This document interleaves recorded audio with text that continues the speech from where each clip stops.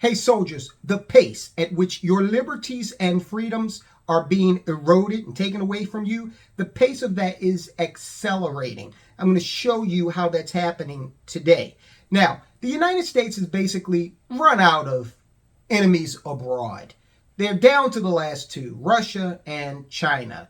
Really, there's no one else out there that they're looking at. They're doing little stuff in Haiti, but now it's just looking like, you're being a bully, because the only two players left on the block are Russia and China. So, understanding this, the United States of America is already setting the stage to create a new enemy, you. And it doesn't matter what party you're affiliated with, whether you call yourself a liberal or a conservative or libertarian or what have you. If the United States needs an enemy, you will be fair game. Doesn't matter. And when I say enemy, I'm going to show you what that means and how those sights are being set on us from the standpoints of our liberties and freedoms, specifically economic, right here in this country, right now, today. Now, you can be you can be independent. You can seek independence in a couple of ways in this society. You can go up into the wilds of Alaska or somewhere and hunt for your own food and basically live the life of a mountain man or a mountain woman. And you will be pretty much left alone. That's freedom, okay? Several people out there live that type of lifestyle. Most of us are not interested in that. So we need another type of freedom. And with that is required economic independence. Okay, so that's what we're focusing on here. Now, we're being attacked from the standpoint of maintaining that independence. Case in point, the United States State Department, and you've heard of them. The State Department, let me tell you what their mission is. This is coming from them. They're saying, our mission is to protect and promote U.S. security. That's right up front. Okay, so security is nebulous, right? Anybody can be an enemy with that portion of the sentence. To protect and promote U.S. security. Not to protect and promote U.S. security from dangers in another country. Just security, blanket. Anybody can, be that guy. To protect and promote U.S. security, prosperity, and democratic values. And shape an international environment in which all Americans can thrive. Whatever. That's what they say their mission is. Now, here's what they're actually doing. There's a senator, Democrat senator, who noticed something and is calling the State Department out on it. Exclusive State Department gives law enforcement intelligence agencies unrestricted access to Americans' personal data. Now, hang with me, okay? We're going to walk through this, and I'm going to show you how this ties to something else that's going on in the government right now that is specifically designed. This is going to attack your freedom of movement, okay? Something else is going to attack your economic freedom, but they're going to work hand in hand.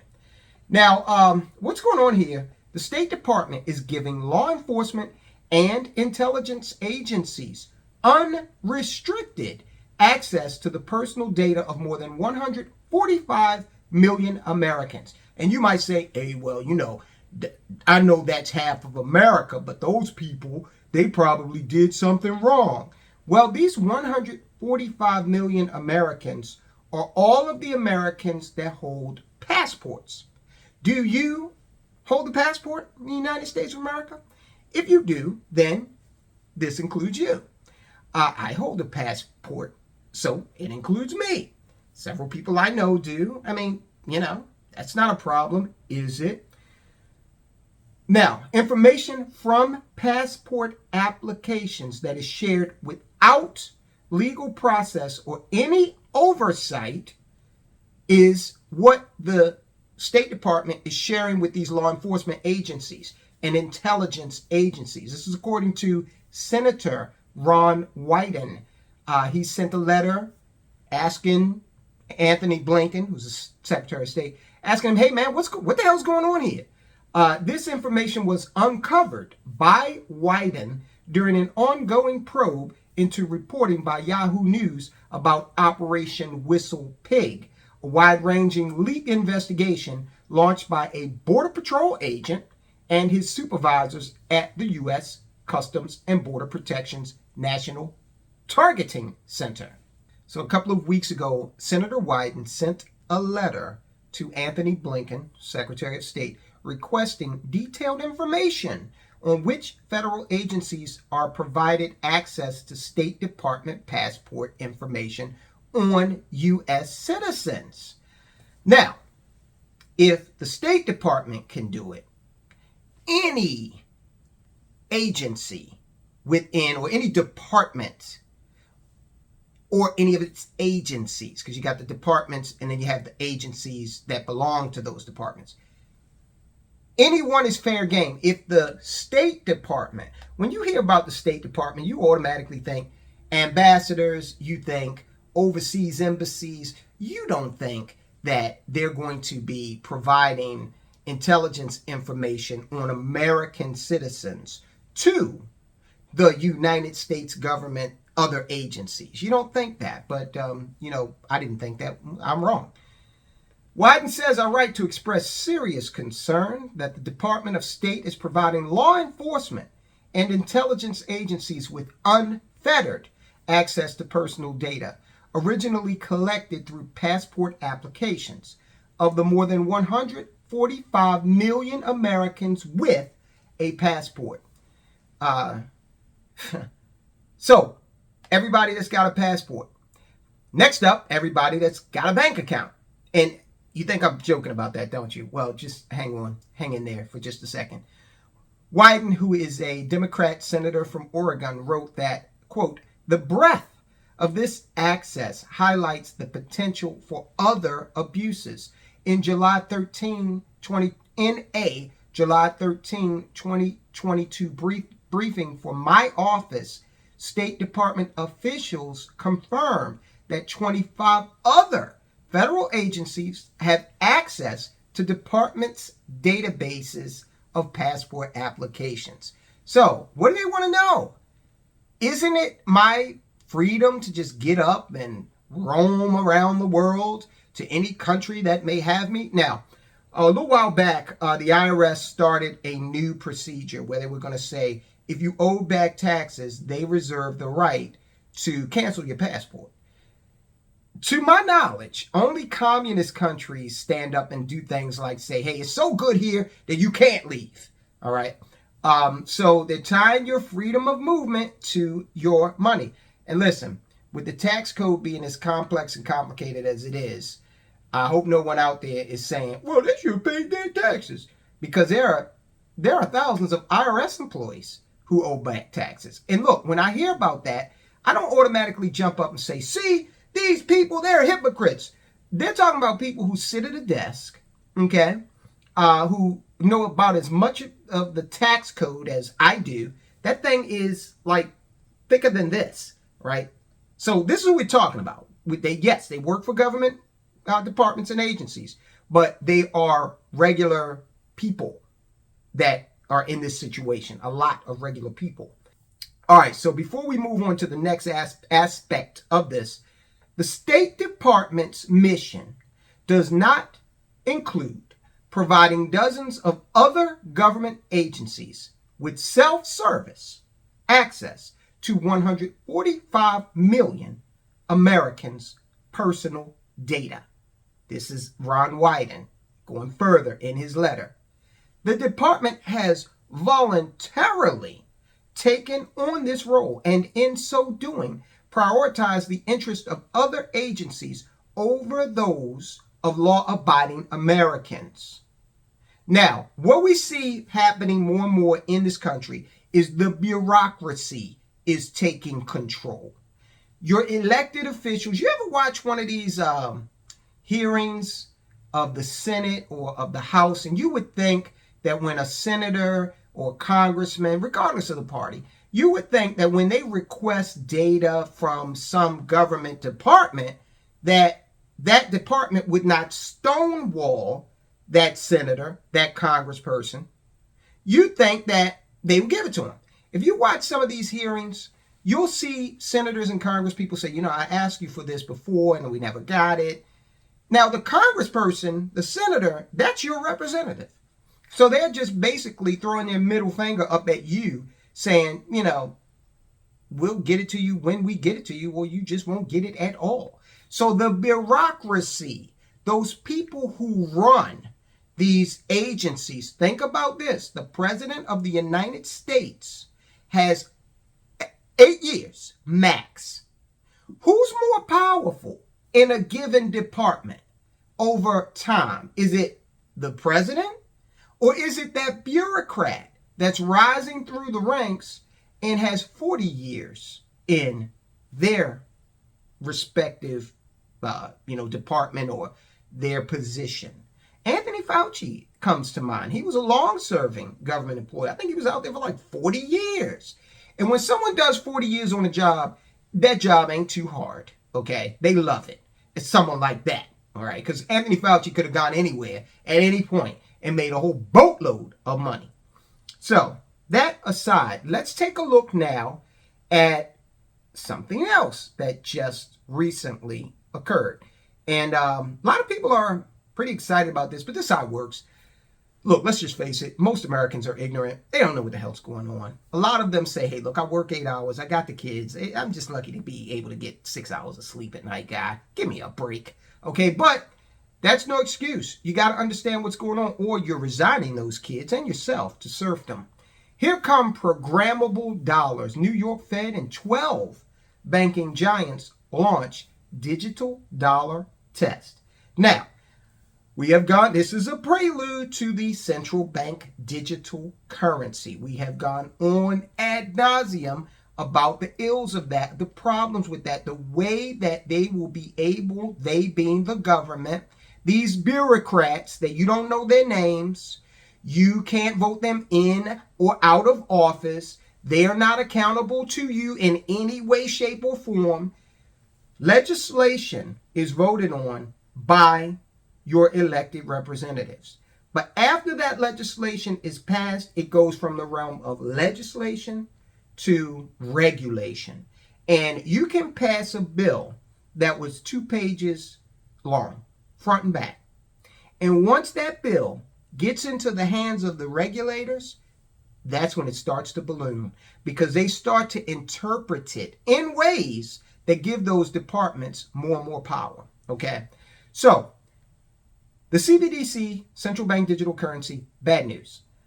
Never let a crisis go to waste, or a market crash for that matter. Now, you know that FTX has recently had its problems. It's gone bankrupt, big crypto broker, exchange rather.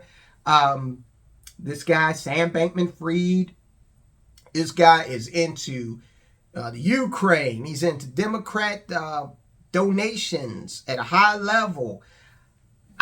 This guy, I think the safest place, I was going to say the safest place for him might be the open arms of the FBI. But just because you're in a federal prison doesn't mean you're actually safe. I think you know at least one person who can vouch for that. Well, he can't vouch for it anymore now, can he? With equity and bond markets stuck in brutal bear market territory and providing a sufficient distraction to what is happening behind the scenes, the Fed and a group of banks have been quietly preparing for the next stage in the, quote, organized crash, unquote. We also have so we've got a market that's in turmoil, stock market, bond market, real estate market. Employment is all, Twitter. We've got inflation. We've got interest rates. We've got a lot of stuff going on. So while you're looking over there at all of that, according to a statement by the New York Fed, global banking giants are starting a 12-week digital dollar pilot with the Federal Reserve Bank of New York. The participants announced on Tuesday. You want to see social credit on steroids? You want to see a situation where if you don't walk the line and do exactly what you're told, if you don't respond in the way that they want you to media, you think You think today's cancellation is something? Well, today's cancellation is nothing. Being canceled today, you canceled by the media, by Twitter and, Facebook and all these guys. But the CBDC is going to allow the government to cancel you. All right, so this is what this is. Citigroup, HSBC, MasterCard, Wells Fargo are among the financial companies participating in the experiment along with the New York Fed, which will provide a public contribution to the body of knowledge on the application of new technology to the regulated financial system. Bank of New York Mellon, the money laundering bank of the world, HSBC, PNC, Toronto Dominion, Truist Financial, and U.S. Bancorp are also participating in the test, along with payments network MasterCard. The project, which is called the, quote, Regulated Liability Network, unquote, will allow banks to simulate issuing digital money representing their customers' own funds before settling through central bank reserves on a distributed ledger. This is according to the New York Fed. So this is a test. This is only a test. But the test is going to lead up to real world application. No one's taking the time, spending the money, expending the resources to do this if there's not an end game in mind. The pilot will test how banks using digital dollar tokens in a common database can help speed up payments. Now, this is how they're going to sell it. They're going to sell this just like they sold the Patriot Act. You're scared. A act just occurred on American soil, the likes of which we've never, ever seen in terms of, being perpetrated on civilians. You got to let us enact this Patriot Act. It's going to basically negate a lot of your constitutional rights, but it's for your own safety. Now, whenever they talk about security and safety, please keep in mind, like we saw the State Department, their mission is security. Okay, find me a government agency who's doesn't have security in their mission somewhere. What is the most secure place you can think of? Okay, there's several. There is maybe Fort Knox. That seems like a pretty secure place, right? I would think that they're not messing around at Fort Knox. You just can't waltz in there and, do whatever you want. Yeah, sure, it's, taxpayer funded, but you don't need to know what's going on in there. Military base and prisons, okay? These are places that are extremely secure, but where you find an extreme amount of security, you find a lack of freedom.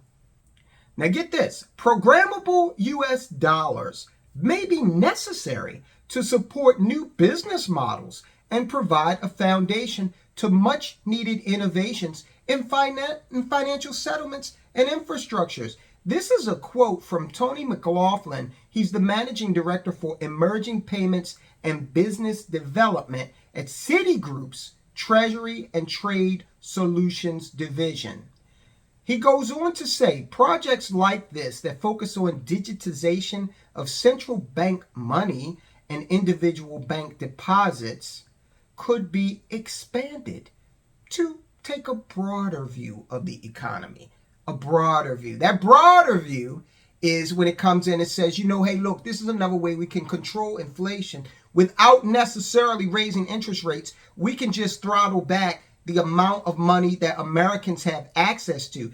If it's all held at the Federal Reserve in some way, shape, or form, and it's all digital, then they don't even have access to, maybe, the $1,000 they got laying around the house, okay? So if it's all digital and we're phasing out cash over the intermediate term, then this gives the government, an outsized amount of control. So no, businesses, we don't need to hurt you with raising your interest rate. Don't even worry about it. All we're going to do is tell Americans that they are facing a 10% decrease in their spending. Whatever their spending is, we're going to throttle it back by 10%. Just punch it in there. Take the average of the last 18 months of your spending. Now we're going to take back 10% of that for 6 months. Okay, and that way we'll be able to control inflation because you won't be able to spend as much. Meanwhile, business, you can go ahead and borrow at these low interest rates. It's all good. Don't worry about it. Okay, so this is what we're facing, guys. You've got to be aware of what's happening. If you don't think that when this guy, McLaughlin, says it could be expanded to take a broader view of the economy, he's a Citigroup bigwig. He's not talking out of school. Okay, he's kind of giving you, hey, look, this is kind of the forecast here. You're an adult. You should be able to figure it out. All right, so what can you do? Well, hey, look, guys. You got to look at assets that remain in your control. Now, some of these assets, like real estate, for example, may not be as liquid as, cash is or stock is. But you got to decide what portion of your portfolio should contain some assets that are beyond the government's ability to immediately control. You have to decide, what is that? Real estate? Some other type of commodity like, I don't know, oil, ETFs, gold, silver. Again, land is a good one because you can use land to produce things that create money. All right. Not like Sam Bankman-Fried, who just, didn't create any value, but somehow was able to work to become a billionaire in a short time frame. Not like him. I'm talking land that produces food, land that feeds livestock, or land where structure is built on it and people either work in that structure or they live in that structure and they pay you a rent. Okay, a structure that is appreciating in value. While you have time, you better think about acquiring some assets that the government cannot ultimately control. I'm serious about that, guys, and I don't know how YouTube's gonna feel about this video, and I really don't care, to be honest with you. The people at YouTube, believe me, the executives over at YouTube, they're already well ahead of this. Do you think those guys and the lady that runs YouTube is actually sitting there willing to have her finances controlled by the United States government? I bet you she's got land. I bet you she's got land. I bet you she's got gold, silver. I bet you she, is renting things out here and there. Might even have something that's producing food or feeding livestock. Take this stuff seriously, guys, because it's coming at you like a literal freight train. All right, guys, look, you cannot afford to lose money, right? Absolutely not. So watch this video because we're going to talk about how you can prevent yourself from being a victim of this crypto scam. For example, Sam Bankman-Fried, FTX, that whole thing. We're going to lay out some principles as we go through that in this video right here that shows you how to prevent yourself from becoming a victim in any asset class with any investment. All right, guys, I'll talk to you soon.